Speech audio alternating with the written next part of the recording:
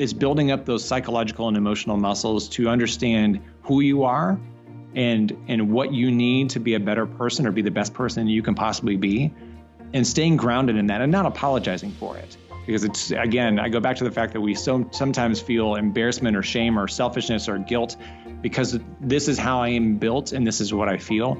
It's really fun, focusing on the core of what you need and spending time in that, building those emotional and psychological muscles to be ready for anything. That was Rich Bracken, and you're listening to episode 158 of the Building Psychological Strength podcast, where we uncover the information, tools, and techniques to turn our mind into our most valuable asset.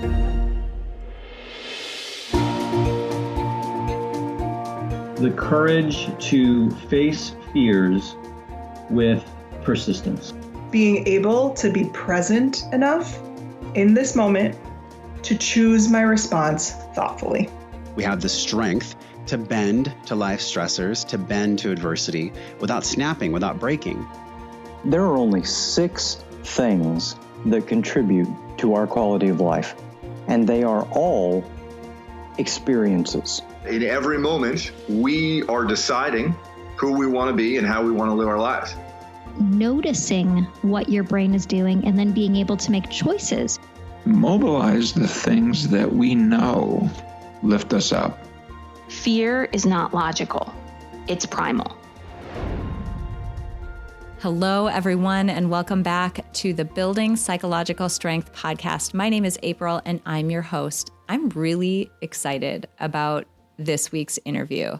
I say that a lot, but that's sort of the benefit of getting to talk to all these amazing experts on a weekly basis and getting to answer or ask them all of these deep, incredible questions. And this week's episode is really deep, it's really actionable, and it's about a topic that applies to every single day of your life.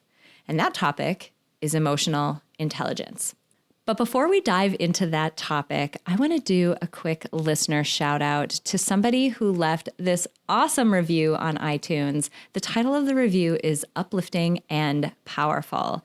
It said, "Wow, today's episode hit home. I realized I've been holding out on the perception of myself and my worth. Powerful realization and tangible takeaways to help heal. Loving this podcast."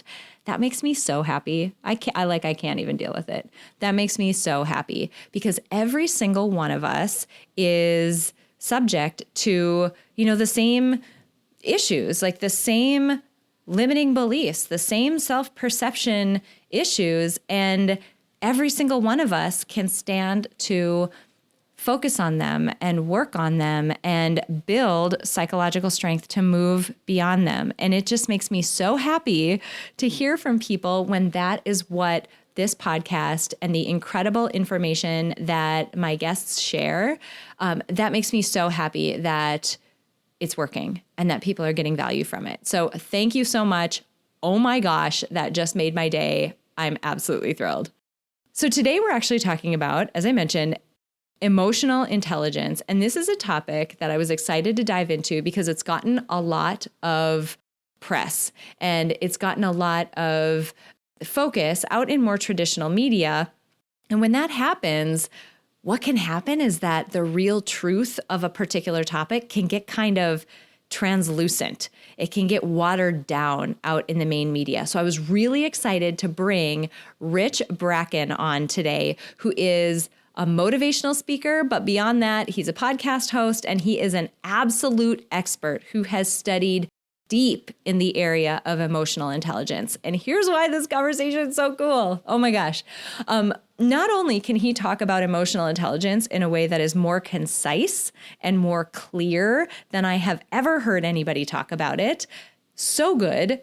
He just really cuts to the chase, but he's so good at giving actionable tips about how you can build emotional intelligence in your own life and why you should care. That's the biggest thing. Like, it's so easy to see these topics and think like, oh, okay, that's a big deal, but maybe it doesn't apply to me. I'm probably fine in that area.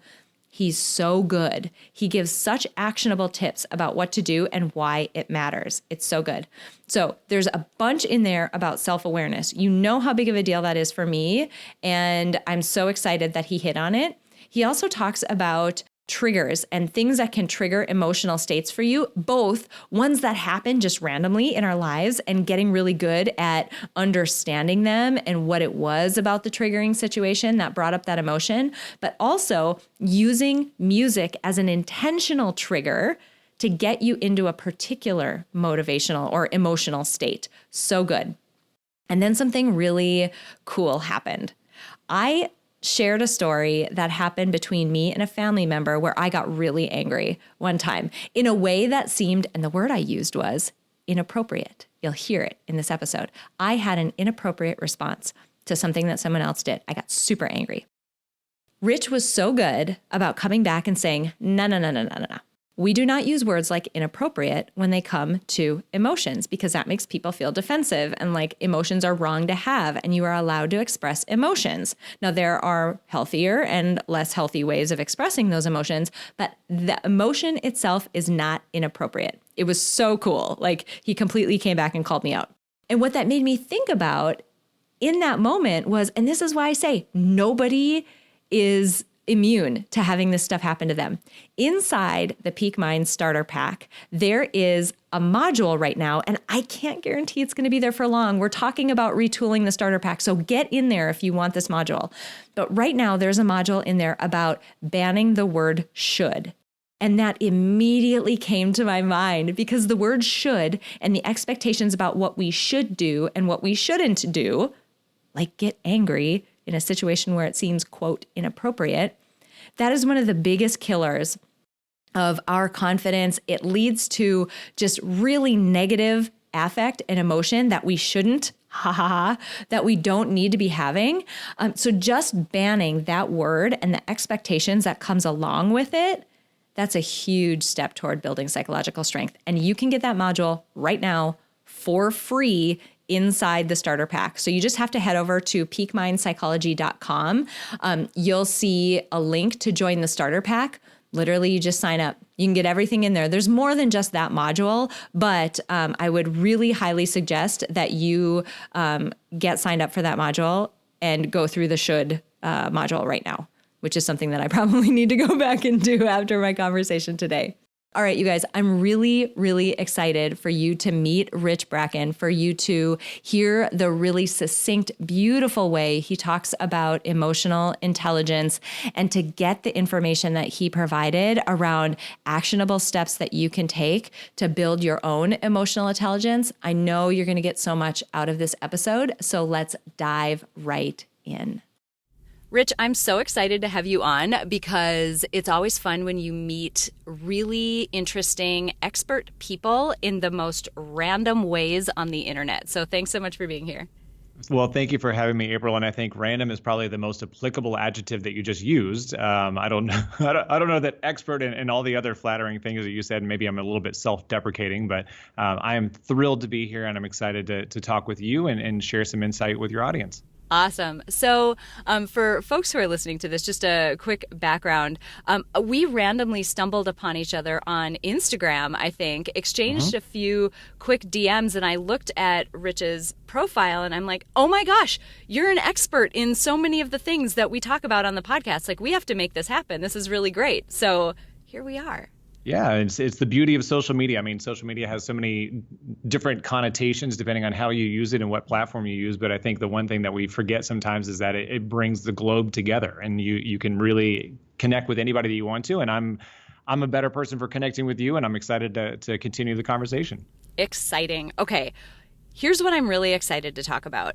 There's a number of a number of topics out in just conventional media, books and blog posts and social media and all those places that get a lot of play. People talk about them a lot, but what can happen when that, when you get a topic that gets a little bit of virality to it like that, the real meat of what that actually is gets a little lost in the crowd. Things get a little gray and transparent. And something like your expertise around emotional intelligence is one of those topics that gets talked about a lot. Lots of people have given their take and their thoughts on it.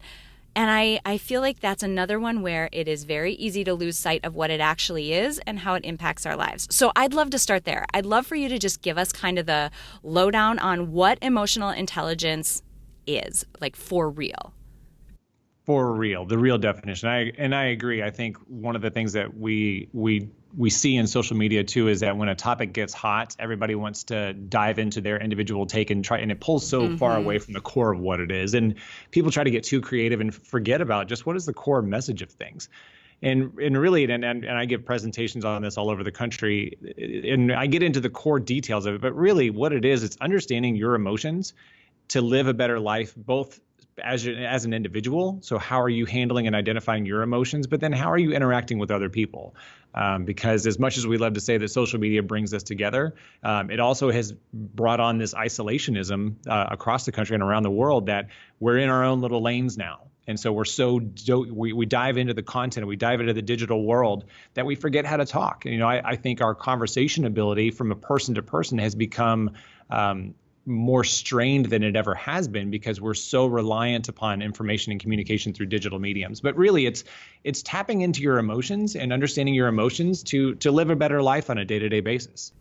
I love that. That is so succinct and it's so clear. And I'm so glad we started there because it's such a good foundational piece for us to really get squared away before we jump into more of the conversation. It's actually really interesting. I had an episode recently, episode 155, with a guy named Peter Montoya, who said exactly what you said. His focus is much more on social connection and relationships, but he said the same thing, that we are more lonely now than we've ever been. And this is such a unique take at that by focusing on our ability to recognize our own emotions and the emotions of others. Why is that hard? Because that sounds like something that should be so easy, right? I feel happy. I feel sad. I don't know. Why is that hard for people? I think now it's harder for people now because of what we just touched on, is the fact that we're such in this mode of consumption that we forget to just be still. Like, we're constantly pummeled with news, we're constantly pummeled with images, we're constantly pummeled with social media messages, that we forget to just be. And I think the one analogy that I heard a while back that I think was a stark reminder of how it's become that way, is that so if you think about, if you've ever been to a beach in like the 70s, 80s, and 90s, beaches were popular because they were fun, they were communal, they were loud, there was music playing. It was a very open environment, and people were connecting, and people were smiling and waving and having conversations. And now if you go to the beach, people are on their iPads, people are on their iPhones, people have earbuds in. It's become quieter. They said the beach is quieter now than it's ever been, because we're so into this, what can I go consume? And we're so connected to the screens in front of us that we forget who we are. And I'll be the first to admit that I'm guilty of this too, where I get so engaged in content consumption and what's going on in news and all of these things that I forget, hey, what makes me happy? Where are my psychological strengths, and where are my satisfaction points in a given day? Because I'm too busy flipping through and looking at everything else that's going on in the world. So I feel like we've gotten so far away from that there needs to be this revolution of return to the self. I love that. It's interesting because you think about so many of the things that we talk about on the podcast. There's a reason why we called it building psychological strength, right? It's something that you can work on and change and build, meaning these things can shift over time. But what also can happen is, like physical strength, for example, if you don't work out for a while, you lose that ability, or some of it, right? It starts to atrophy. And what I think I'm hearing you say is, the more we're connecting to devices and not to each other, it's almost like that ability to read our own emotions, understand our own selves, read other people, really have a deep understanding of that connection point. It's like that's atrophying. I completely agree. And I think I'll try to draw the most I'm one of those that I think in analogies and metaphors all the time. So I'll try to describe what I'm saying as accurately as possible for the listeners so they can make sense. But I feel like there's always a push and a pull to any kind of a muscle build. So you can imagine, so if you worked out just the front side of your body, those muscles that you have on the front side of your body, the back side of your body weakens. And it actually is counterproductive to what you're trying to do from a physical standpoint. And I think it's the same way with communication and relationships. When we are two-way communicating, when we're having face-to-face conversations, when we're sitting down having a cup of coffee with somebody, when we're hugging a friend or hugging a loved one, those are two-way interactions. And save the fact that, with communication like you and I had, or if you're instant messaging or texting or those types of things, yes, there is a two-way communication, but there's such a lack of emotion in that you don't get the same feeling. So it's the same way when we have that one-way communication or one-way consumption, where it's I'm watching your video or I'm reading your post. I'm not communicating with you about it, but it's this broken communication of, I think I'm commenting on your post, so therefore we're communicating and having an interaction. It's not the same thing. So we're not technically working out those emotional muscles, those psychological muscles, those communication muscles the way we should be. And so that's where I feel like there's that, we'll call it an internal atrophy that's going on. That's really good. Something that is occurring to me is, again, because recognizing our own emotions or reading other people, this is very likely one of those areas where people could easily dismiss it and say, oh, no, I'm really good at that. I'm really good at that. I know other people struggle with it, but I'm really good at that. However, my guess is there's more to it. Like, it's easy to point at something like emotional intelligence and say, oh, yeah, I'm fine there, and not realize that there are symptoms that occur in your life that either signal you're doing a good job in this moment or things are going well in this moment, or they're not. And sometimes those symptoms, we chatted about this a little before we got on to record. The analogy I'll give is sometimes you have a headache, right? And that's the symptom that you're noticing, that my head hurts.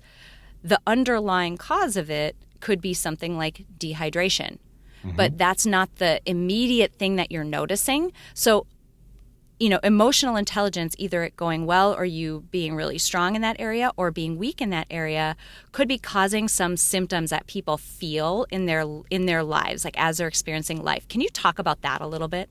Absolutely. And I completely agree with the fact that there are things, and I think we also as humans tend to want to push away the things that cause us stress or anxiety or pain, emotional pain. And so when I think about, like, I can think back prior to my absolute passion for emotional intelligence, and there were times in my life where I would go through bouts of insomnia, or I would find myself grinding my teeth, or I would have almost like a lockjaw feeling, or my jaw would be sore because I'd be so tense in the face. And what I was realizing was that there were things that I was not dealing with, or things that I was not addressing, or even just it didn't have to be like a deep childhood pain, because that wasn't the case. But even if it was, I just don't like this person at work, and I know I have a meeting with them tomorrow, and I'm going to stress about it, or I know that I have this project, or I know that there's something else going on that's causing this, but I'm dismissing the stress, because as humans, we don't want to admit fault or weakness or any kind of insecurity. So then you push those things aside. So I may have a situation where I'm not thinking about a stressor or a trigger that is causing me to feel this way. So I've kind of buried the cause, to your point, that, the dehydration. So I've buried that cause, but I'm still feeling the symptoms. I'm still having, the lack of sleep. I'm still feeling very drained emotionally because I'm not addressing those things. So even by saying, because a lot of people will say, well, I just don't want to deal with that.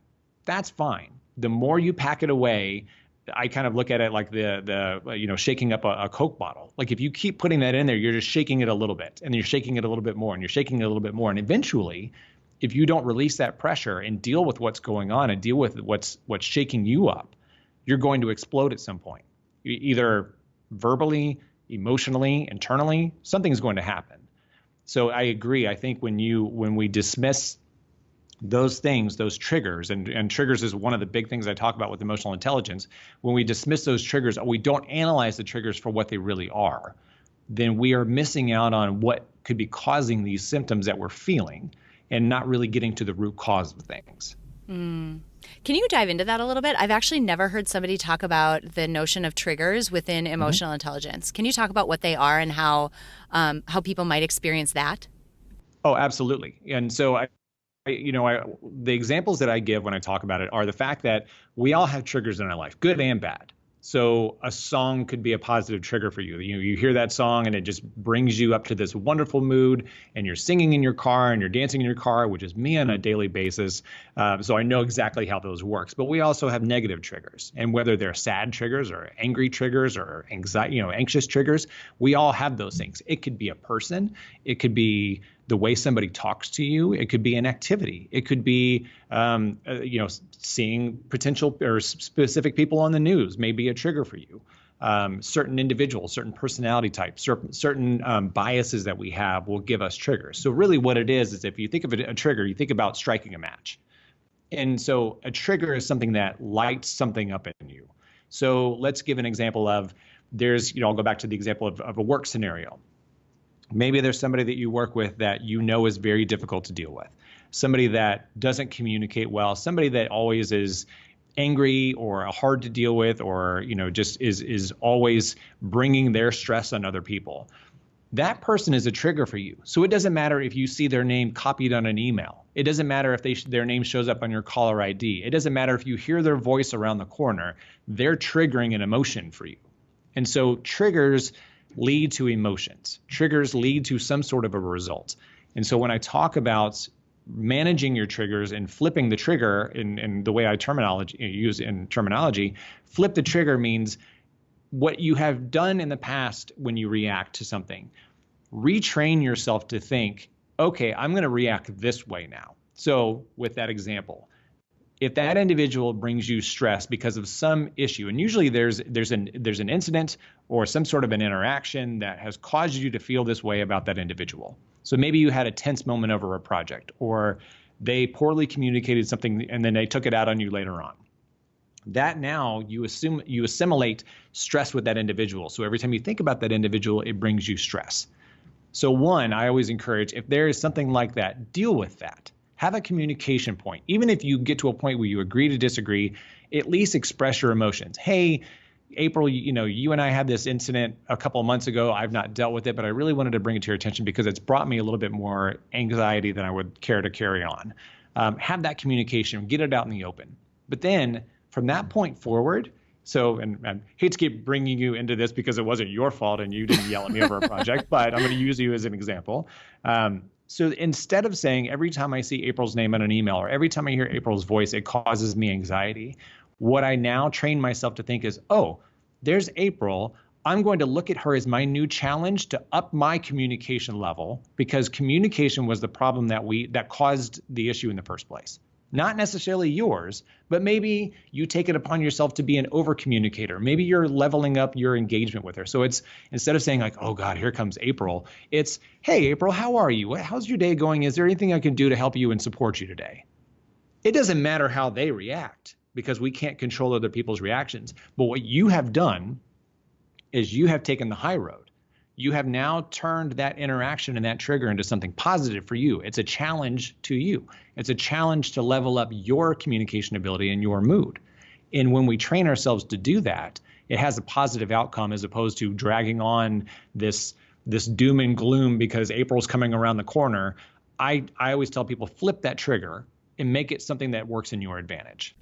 That's so good. It's on so many levels. There's a couple of things that I want to highlight from that. And the way that I think about a lot of these topics or techniques in the field of psychology is that there's almost two phases to them. Phase one is typically a self-awareness phase. It's understanding how it's operating within your life, really getting to the heart of what you're feeling and why in those moments. So that self-awareness piece is typically step one. And then step two is now what do we do? And something that was so interesting, if you think about this, if you get really intentional, right? And let's just say for folks listening to this, you decide over the next 30 days or even just a week, I mean, I don't know, pick some amount of time, you're going to notice times when you feel a spike of emotion, whether it's positive or negative or whatever it happens to be. You're going to notice that. There's two things that I want to call out. One, your mind, the way that emotions and thoughts work, the emotion will come first, and then your mind kicks in to provide an interpretation of it. So like the emotion happens, and then your mind, it happens quickly, but it scans around for input to describe what that emotion is. And you might have heard, a good example of this is you might have heard that excitement and fear physiologically look the same, but then we interpret our surroundings and decide whether we're having a good time or not. So I encourage people to think about that, because you're almost like backing the truck up to be able to see what is that immediate response I'm having. And then where it gets really cool is, and this is where things like journaling and reflection practices get really neat, because the analyst in me, like the data analyst in me, wants to find a theme. I want to find an underlying pattern. I'm always looking for that. The more you can self-reflect on those situations, the more you can see, oh, interesting. So Rich triggered that thing in me, and that's the same way that I feel in these other situations. What's an underlying factor? Because once you know it, you can be looking for it later on, and you're just better prepared. I love that so much. And I'm sitting over here, and I regret that we're actually not on video right now, because you would have seen me like bouncing around in my chair for numerous points there. One, I couldn't agree more with what you said. Second of all, as far as the identification of triggers, the journaling aspect is one of the key factors in identifying, one, what your triggers are, and two, you hit the nail on the head as far as understanding what the themes of your triggers are. And one of the things that I dive into in my presentation is that, you know, when you get to that point, when you start journaling consistently, and it's basically at the end of the day, what happened? How did your day go? Where were their pivot points, positive and negative? What were those and what caused those? Identifying those and keeping track of those, because if you do it over a week, you may say, oh yeah, it's this one instance that keeps popping up, or this one similar trigger in different instances that causes this emotion. What can I do differently about it? So that journaling is so key. You mentioned the self-awareness and the self-management point, which are the two of the fundamental building blocks of emotional intelligence. So again, it's that really getting in touch with your emotion when something happens, understanding what that emotion is, and then how you manage it. Because how many times in society have we felt something and been like, no, it's fine. No, I'm good. No. And so our emotion's one thing, and then our reaction is a whole nother thing. Mm-hmm. So we're identifying the emotion, but then it's how we handle it. And then on that topic, and you again, something you brought up that I was just bouncing my chair about, is that there was a study in my research on emotional intelligence that Harvard's Division of Continuing Excellence had, that only 36% of people, I'm getting so tongue-tied because I'm so excited, 36% of people can actually accurately identify their emotions when they happen. So to your point, something happens and then it sits in why. So you may feel a certain emotion, but you can't really truly identify what that is, because there's that initial hit, that initial trigger, that initial light of a match. That is what causes the emotion. But then but why do I feel that way? And that's where that gap comes. And so when I share that statistic, the room that I present to always just has this kind of a dog whistle moment where they tilt their head to the side, like, really? Yeah, absolutely. It's so hard to really truly understand what your emotion is when it actually happens, because it doesn't set in right away. And it can be so all-consuming, right? Think about really high arousal emotions. Mm-hmm. And there I'm talking about just arousal on a physiological sense of excitement, happiness, joy, fear, anger, stuff like that are very high arousal. Your brain just gets flooded in that moment. And by design, just by biological nature, you become less able to really think intentionally when you're in the context of those emotions. So I feel like the more, and in the beginning for folks, this may just be like a really rough process. I can imagine those first couple times sitting down to journal in the way that you described, it's going to take some time of going back to that moment and reflecting. Think about the last time you got really angry at your spouse or your kid or somebody from work even. It'll take a little bit of time to say, oh, interesting.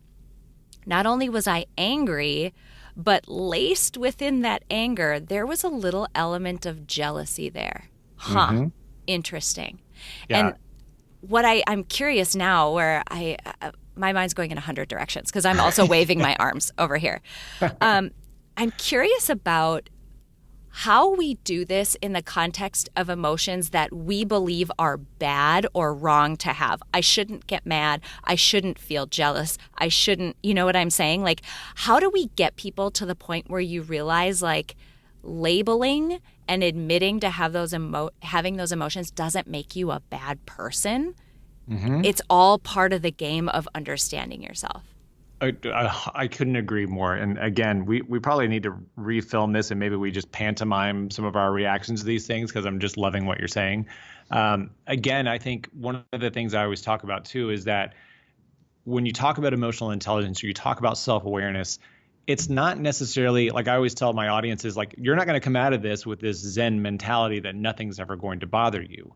Part of it is understanding what does bother you and how you handle that. So it's, we all have those emotions.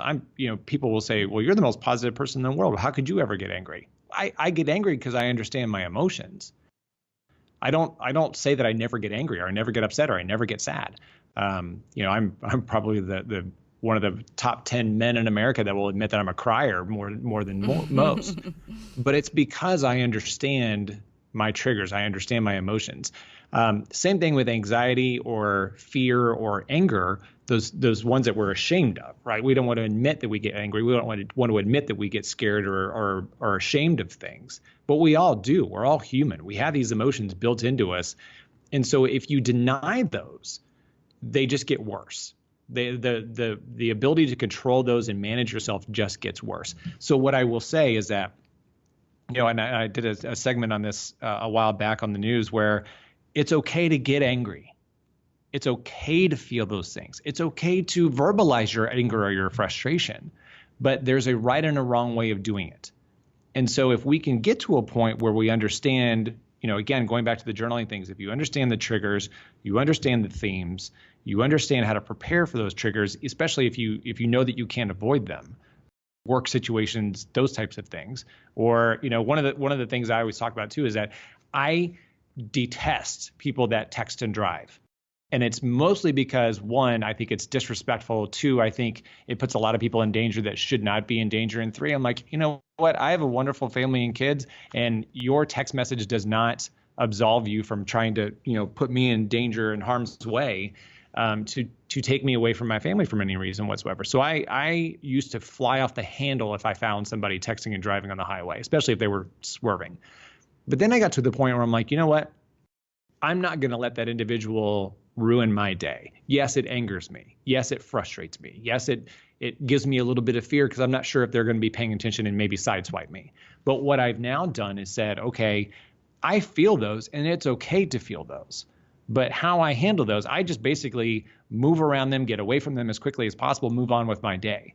Because then what has happened in the past is that I would get frustrated with them. I would be like, oh, how dare they? And I carry that emotion, I carry that frustration and that anger, but I don't know how to deal with it. And so I would let that carry on, even if it was for another 15 minutes. That was 15 minutes of my life that person did not deserve to have real estate in my mind and my heart. So I've removed them from that fact.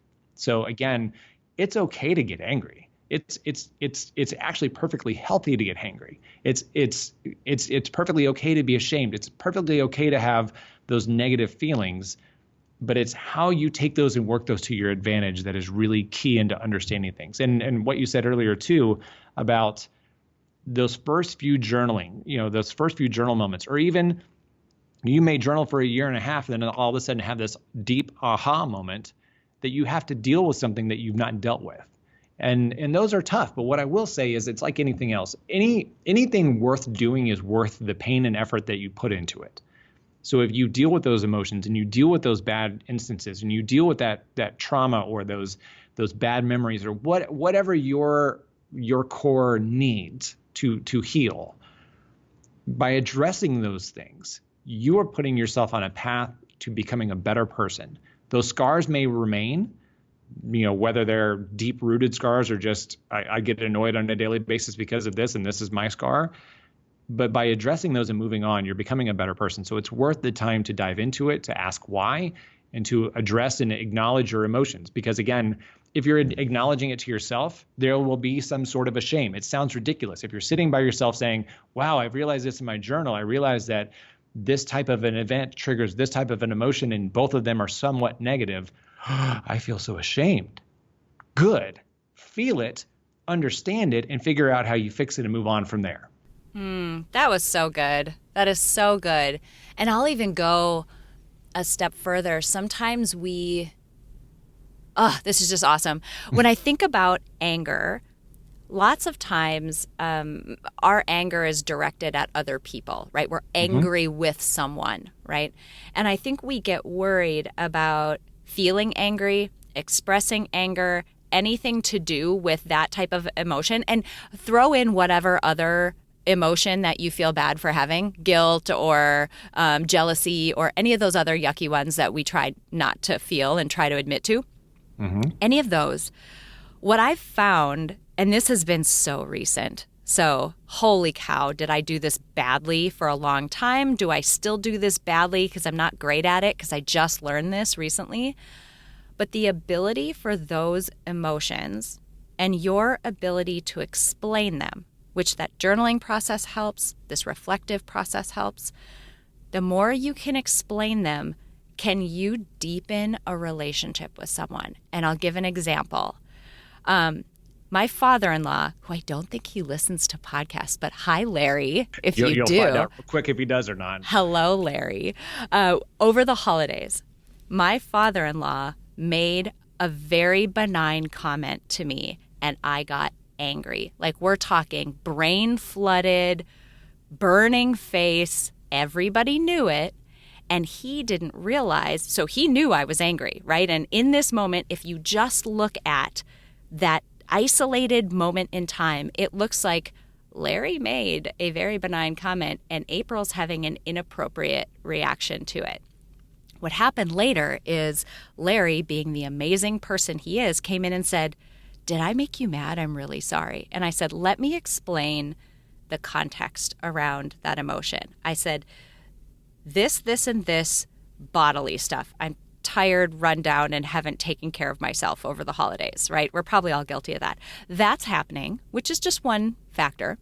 These other interactions also happened that you weren't part of and may seem like they aren't related, but we all only have so much energy in a day, and by the end of the day, not taking care of myself, these other interactions, they had worn me down to the point that you just came in and threw the last little pebble onto a very big pile. And by explaining that, he and I got to have this heartfelt, amazing conversation. We were hugging it out at the end.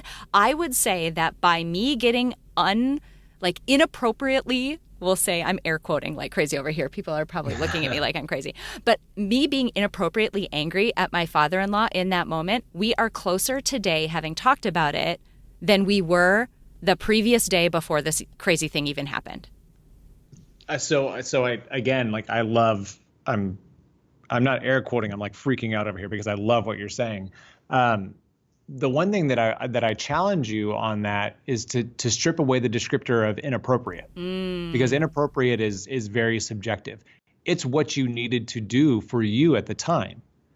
And yes, you could say, well, I hadn't taken care of myself up until that point, so there probably was a better way of handling that situation. But because you hadn't, your body and your mind said, this is what I need.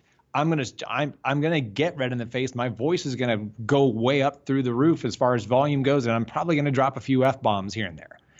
While somebody may say, well, that's not the best way of handling that. You know what? Maybe not for you as you stand there saying that, but me, where I was when that happened, I needed to do that. I needed to express myself in that way. And yes, I can take the blame for maybe not taking better care of myself into that point. But, when we're starving or when we're dehydrated or when we're exhausted. When we get to physical limitations, we go to the areas and to the activities that we need to do to take care of ourselves. So why can't we do that emotionally? That's good. I'm like standing up and I'm like waving my arms and standing up. This is awesome. Right. And so I think that's, so I think the words inappropriate or selfish or guilty, those, I think if we can take those out of the context of our emotions, it frees us for a lot of different things. Like I heard a friend of mine the other day said, you know, I've been so run down and so stressed out. I want to go to, I would love to go get a massage, but I feel guilty taking that time to go do that. Why? It's what you need. You verbalized your need based off of your physical and emotional status. Why should you feel guilty about taking care of that need? Because if we're not taking care of our own individual needs, if we're not making sure that us as an entity are at the levels that we need to be physically, emotionally, nutritionally, what have you, why aren't we allowed to say, this is what I need to be the best me? And if it's screaming at somebody because you just have to get that out, so be it. To your point, it could have gone the wrong way, but did it? No. It opened up a different conversation. And I have been through that personally, where I have and I'm the last, you ask a multitude of people that know me, probably don't know me as well as they should if they don't know this fact. I'll let loose at the right time. And it's because that's what I need. And those are the times, like I am the preppy guy driving a family SUV with 2 car seats in the back that I'm singing Slipknot at the top of my lungs on the highway because I have had a stressful day. And you know what? I need to go sing that. And if you're anywhere near the doors of my car, you can probably hear every word that the song is saying because it's that loud. And if you can hear the song over my voice, I'm not doing it well enough. So I challenge that. And I think I think you now agree with where I'm coming from in this. But again, I think we as individuals need to strip ourselves of, oh, wow, that was way out of line of me. What? No. Be you and take care of what you need and do what you need to do to fix the voids and the empty spots that you need to go fill. And yes, it's probably not going to be the best choice, but at the time, it's what you need. That's great. I mean, and that just gives people such freedom to experience the emotions that they're experiencing without the guilt and the defensiveness that can come up that leads you to not explore them and go down the roads that we talked about. As we're wrapping up, I'm wondering, can you give people just a few actionable things to go do today? Because, we've talked about EQ being such an important part of psychological strength. We know that so many of these faculties, including emotional intelligence, is something that you can develop. You can work on it. It's not something that's static. How would you suggest people go do that? Like, what are the actionable things that you would prescribe to them from this episode?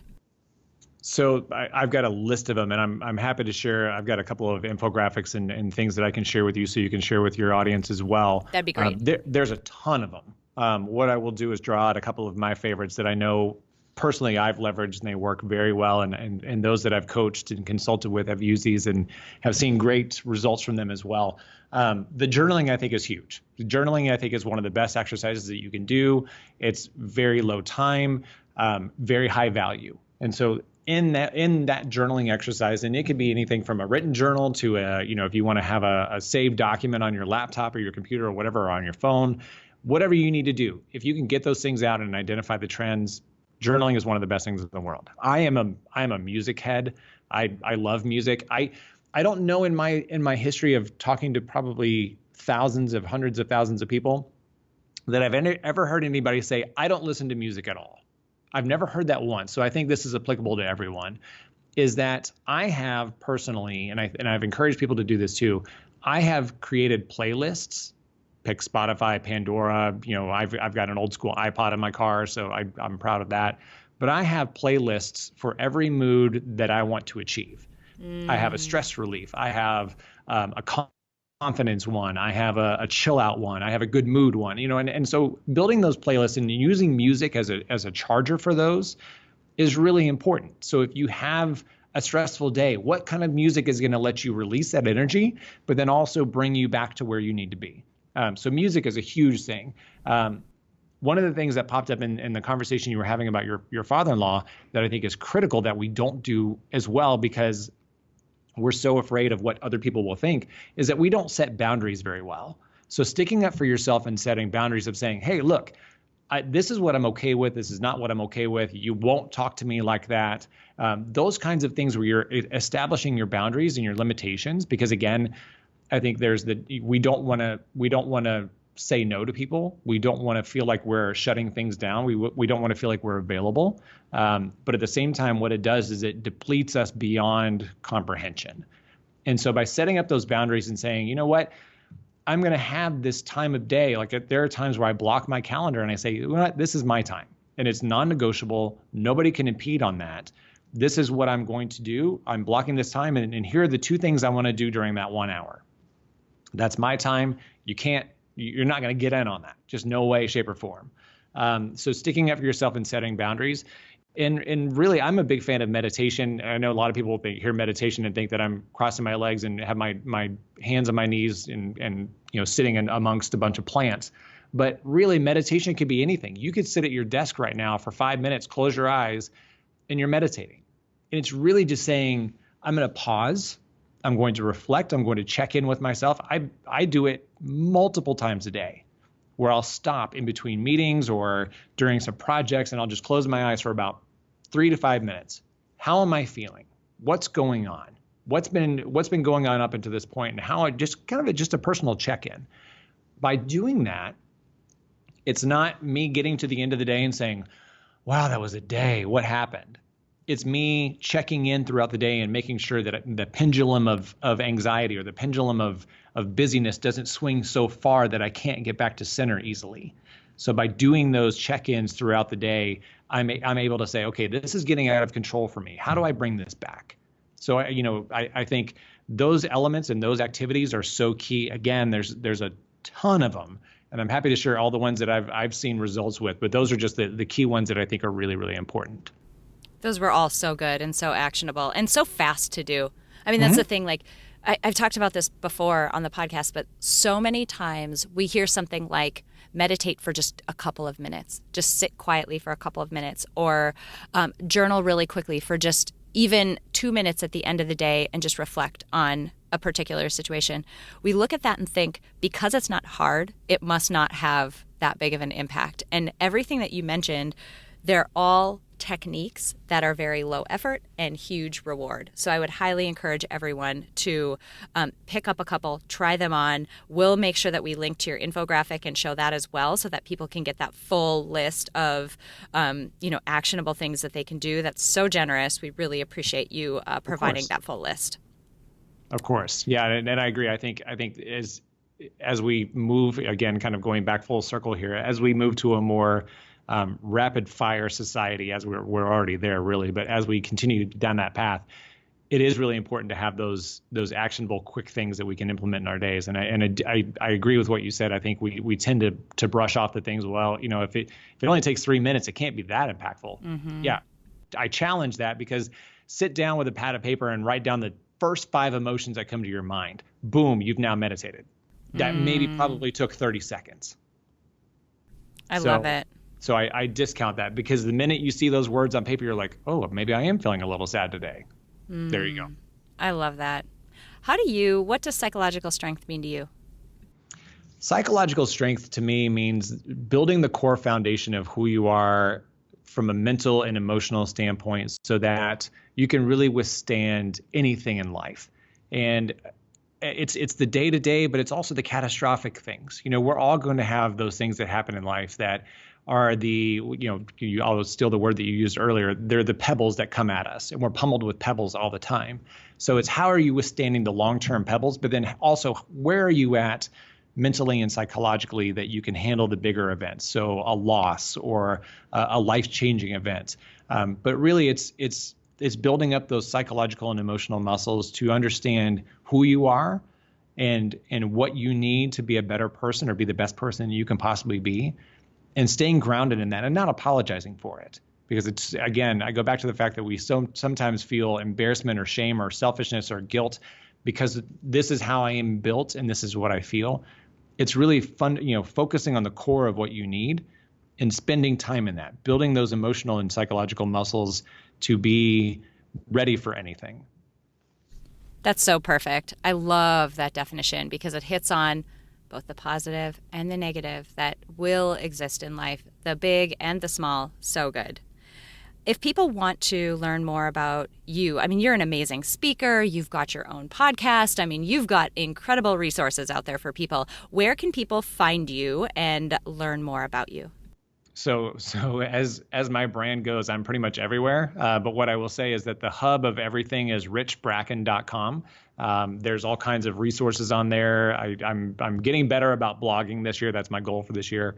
But I've got video blogs, my podcasts, some television appearances, some of my presentations, and then just links to positive content. I mean, I want that hub to be a safe place for people to come and feel rejuvenated and refreshed. So everything that you need to know about me and everywhere that you can find me outside of the website is all based on richbracken.com. Amazing. And I'll make sure that we link to that in the show notes page and in the description of this episode. So if you're listening to this, if you're on whatever podcast platform you would like to be on, you should be able to scroll down in this episode description and link right there. This has been incredible. Thanks to social media. Thanks, Instagram, for connecting us. This has been so good and so insightful and just a really great masterclass on a topic that impacts literally every single day of our lives. So I can't thank you enough for being here and just for being willing to share so openly about a topic that you know so much about. It's absolutely my pleasure. It was an honor. I'm glad that we had this conversation because, again, I think it just sings to the idea that we all have connectivity in the world and we all have similar people. And I think you and I have absolutely strengthened that bond between the two of us. And I'm so thankful for you for what you're doing and the message that you're sharing. So thank you for having me. And I'm very honored and blessed to be a part of this. It's a simple fact that nearly everyone in the world could benefit from building psychological strength, but not everyone will put in the time and effort to do so. But today you did. Thank you so much for listening to this episode of Building Psychological Strength.